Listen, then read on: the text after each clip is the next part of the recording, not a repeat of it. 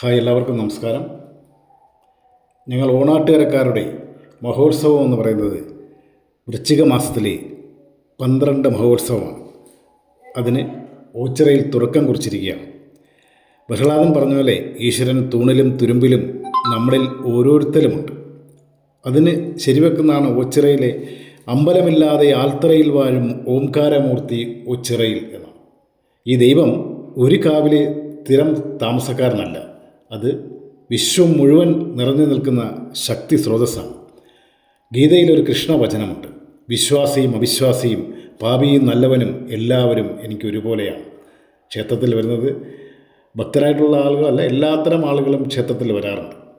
ഈ ഉത്സവങ്ങളും ആഘോഷങ്ങളും ആരാധനയെല്ലാം ക്ഷേത്രവുമായി എടുത്തിയത് ഗോത്രവർഗത്തിൻ്റെ ഇരുണ്ട സംസ്കാരമാണ്. എന്തുതന്നെയായാലും അവനവനനുഷ്ഠിക്കേണ്ട കർമ്മം തന്നെയാണ് വിശ്വാസം, കർമ്മം തന്നെയാണ് ആരാധന.